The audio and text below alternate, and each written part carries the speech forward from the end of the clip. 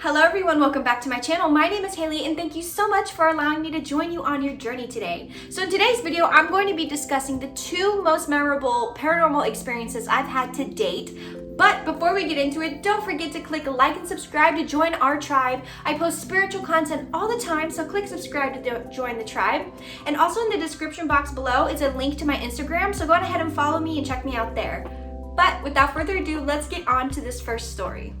So before I get into the first story, I just wanted to explain that spirits are not things that should be feared all the time. I've noticed that I have gotten over my fear of spirit, which there's a video over here, it'll pop up about how I lost my fear of spirits and ghosts. But I really want to emphasize that the interactions you have with a spirit, it's all up to you. You are the one in the 3D realm. They can't, some of them can't touch you and move shit. You know, you are the one in control. So if you allow positive spirit interaction to take place, then that's what shall happen for you. However, if you go to a place of fear and anger at a spirit, odds are you're going to have a very negative spirit interaction. But my whole life, I've seen spirits, I've talked to spirits, pretty much my whole life. This is nothing new, and especially ever since I started my path, which was about like 6 to 7 years ago, I've seen way more shit. I kind of allow myself to see it. But this story I want to tell you actually takes place this previous year, which is 2020.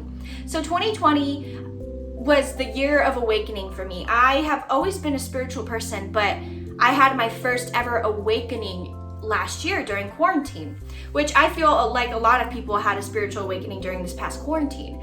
So let me get started. So I started to really develop my gifts to see spirit during this time. It was like March. I started to see spirits every now and then, and I wanted to develop my third eye and practice these skills. So I was doing that almost daily. And I remember one day, spirits at my bedroom door, it's like adjacent to here. Spirits love to stand outside of my bedroom door and stare at me. And this is nothing new because I make my room only a force for like me and my spirit guides, and that's it. So even if it's a nice spirit, they're not allowed in because this is my domain and this is my sanctuary. So they always stand at the door. How do I know that? One, I could see them, and two, my dog, when she lays on my bed, she'll just stare at the door. She'll be sound asleep, and then she'll just wake up and stare, and we'll be the only ones home, and I'm like, don't let them bother you. Anyways, but so at that point though, I hadn't really been able to fully see spirit. I'll see them like in passing, or if my dog signals that there's one, but I hadn't really like seen a spirit yet.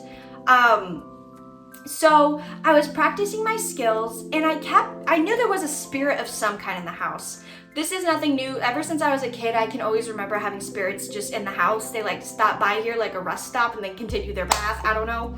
But I could definitely feel that there is a spirit in the house.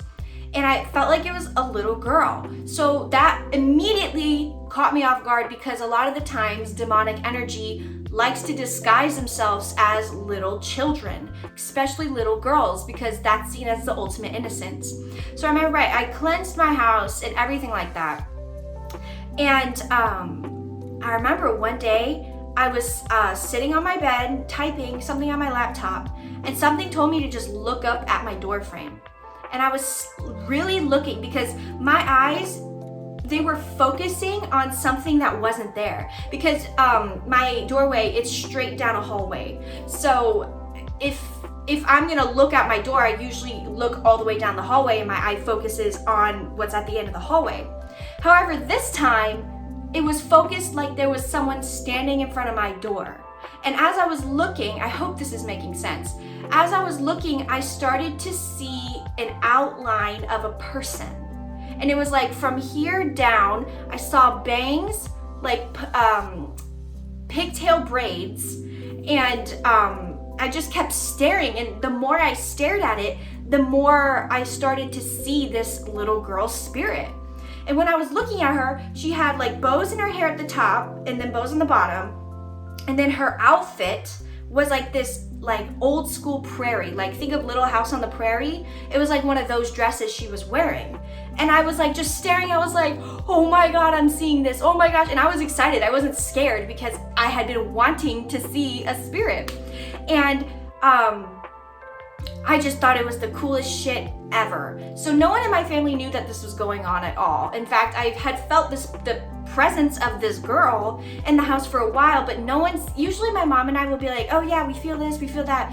No one said anything. So I thought I was the only one feeling the presence of that. So I saw this apparition, that passes. And then day by day, I just keep seeing her more and more and more. So I go to my boyfriend's house for like over the weekend, a couple days, and I come back, and I don't remember what sparked this conversation between my mom and I, but I was like, yeah, it was so weird. I saw this like apparition of this little girl's spirit, and it looked like a prairie girl. And my mom, like, she was cutting something, and she put down her stuff, and she was like, wait, does she look like this, this, this, and this? And I was like, yeah. And she was like, does she wear like a prairie dress? And I was like, yes! Oh my God, and it was so crazy because her and I hadn't discussed this for like weeks. Both of us felt the presence of this girl for weeks and saw the exact same thing. And I said, Mom, like, I was like, how did you know what she looked like? And she said that when I was gone at my boyfriend's house, she opened her bedroom door. She was walking out her bedroom door, and she saw the prairie girl standing outside of my door. And because we always have spirits always in the house, my mom was like, hey, get out of here. Leave her alone. Leave Hayley's room alone. And she said she saw her run into my room. Hey, so it's Editing Hayley here. Just wanted to add the reason why that is significant that she ran into my room is because no one but my spirit guides and me are allowed into my space. So to me, that was letting me know that she's not demonic at all. She's actually on our side. She's on my side specifically. She's one of my guides. And I was like, what the fuck? So we had this instance of the prairie girl. We get the same ideas about her. So my front door, how it is, it's a big door, but then on the side there's like glass, and the glass has like these, it's not like to where you can't completely see it, but it has designs, and then wherever the designs aren't, it's foggy, if that makes sense. So during quarantine, my mom and I would sit, we have this like little bistro set that we used to have in the house.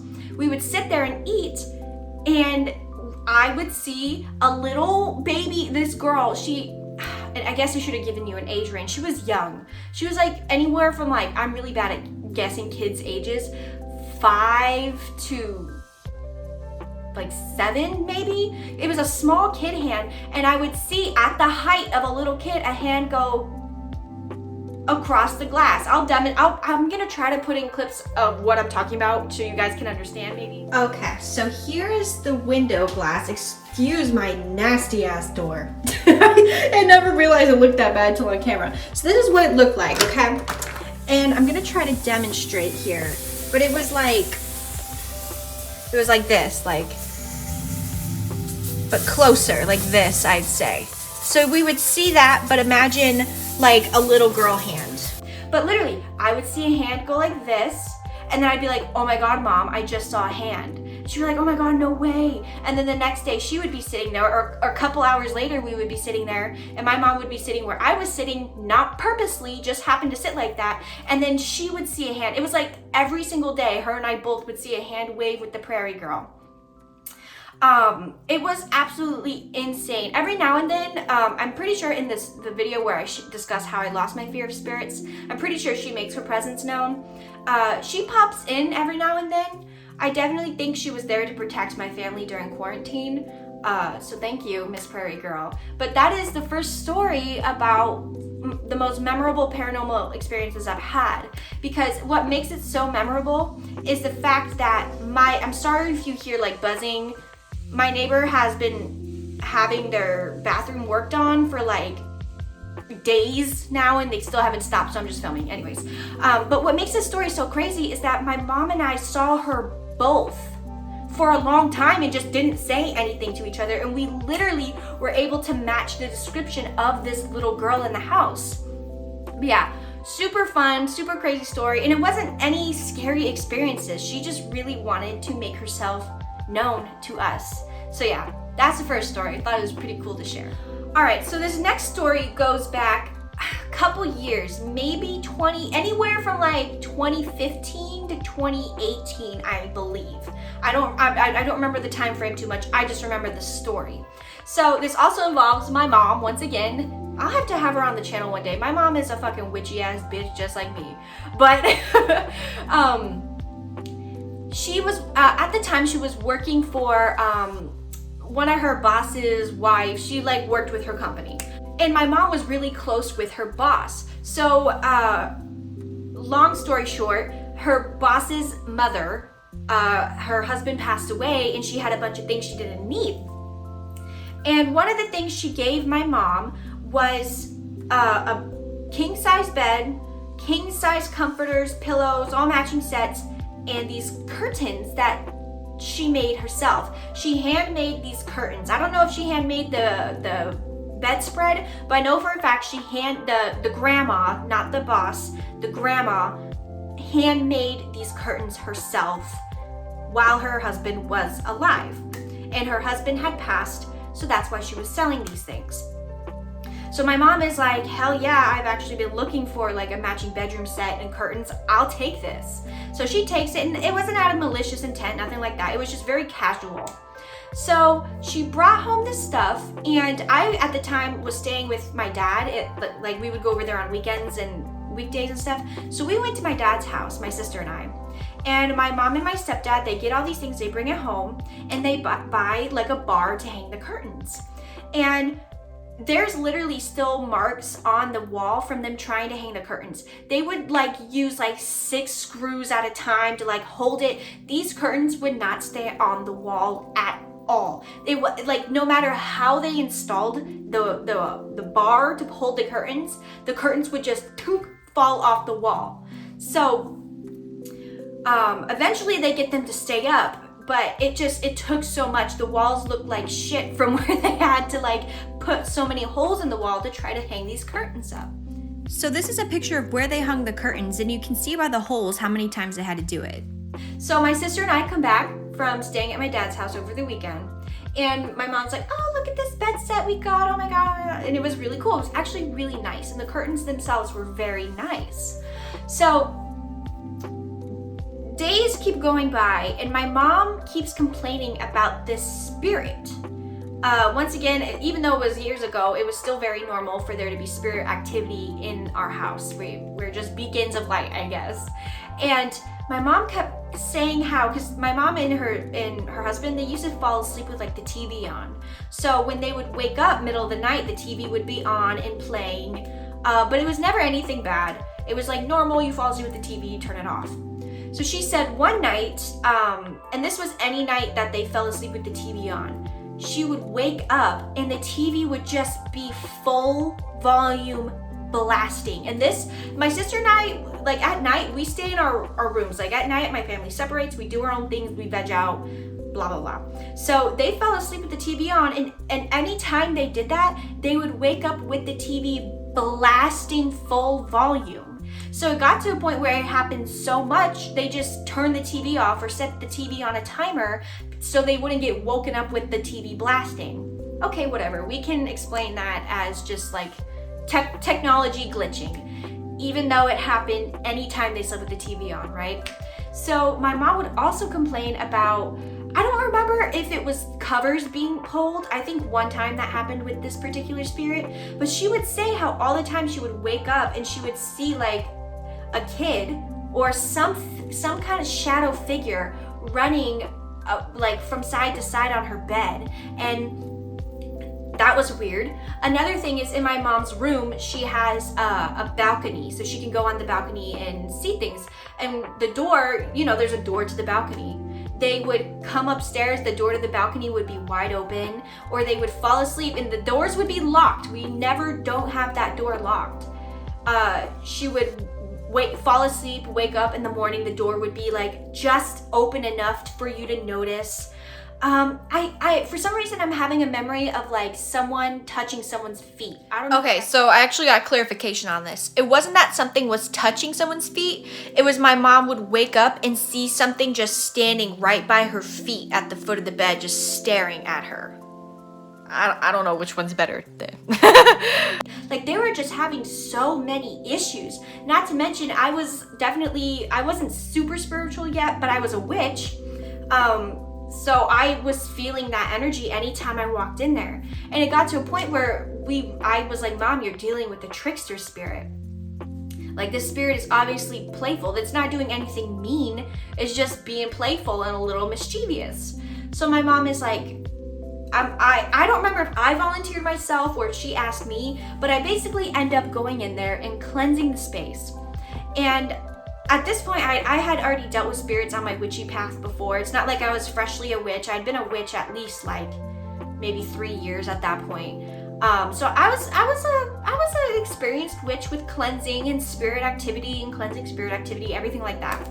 So I go in there with my sage and my crystals and I start. And I'm cleansing the room and everything's fine, everything's normal. I'm like, listen, look, I'm over here muscle memory doing it. I'm like, listen, everything's okay. We appreciate you being here, but it's time for you to go. Thank you for coming, but they're scared of you. You need to go. And I get to the part of the room with the curtains. And as I'm cleansing the curtains, anyone who has cleansed something before, you know when the object needs it because the smoke almost pulls towards the object. I could not get this smoke to get on the curtains. I could not. The smoke literally would like someone was standing there blowing the thing I was using to cleanse. It was like it was blowing it away. Even if I would move the blinds, put it around, it was like not touching it. So I called my mom and I'm like, Mom, look at this. And she's witnessing it. And at this point, she was very skeptical about it, about spirits and things like that. Like, she definitely believed, but I think she didn't realize like, oh, it could happen to anyone, right? So she was like, oh my God, because it's not that she didn't support magic or spirituality or witchcraft or anything like that. It's just she was skeptical about it. Reasonable. So I'm showing her this and she's like, what the hell? And I was like, I know. So then she leaves the room again and I continue cleansing. And all of a sudden she leaves the room and I'm still standing by the curtains. I just start to bawl my eyes out. Like, crying, sobbing, so sad. I felt so sad. And I out of nowhere, I had just been like dumbfounded, like, oh my God, look at this. And then all of a sudden, my mom leaves, I'm in tears. And I get this energy from the curtains of like this male figure who is just sad. And this spirit activity has been going on in this story for at least 3 months. Like, this was repeated activity for a long time. And I just was sad. I got this sad male energy and I was like, I'm so sorry this happened to you. I'm so sorry. Like, that's all I kept saying as I was cleansing. The smoke still wasn't going on the curtains, but I was just like, I'm so sorry. Like, crying my eyes out. So I come out of the room and I'm still crying as I come out of the room and I was like, Mom, because they were all in my sister's room, I think. I was like, Mom, there's something sad in there. I was like, this activity that it does, and you would think, because they sound like two different spirits, but I will get to that. I was like, whatever's in that room is sad as hell. It's not angry. It's not overjoyed. It's not benevolent. It's sad. So my mom was like, was it at the curtains? And I was like, yeah. I started crying at the curtains. So my sister and I were actually going to my dad's house again. This time it happened like this. And I told my mom, because I was like, okay, I'm rushing ahead of the story. So we're sitting there and we're trying to brainstorm like what this could be. And my mom makes the connection, oh my God, it's probably her husband, the grandma's husband that she got all this stuff from, because he had passed recently, and that's why she's selling all this stuff, was because of his passing.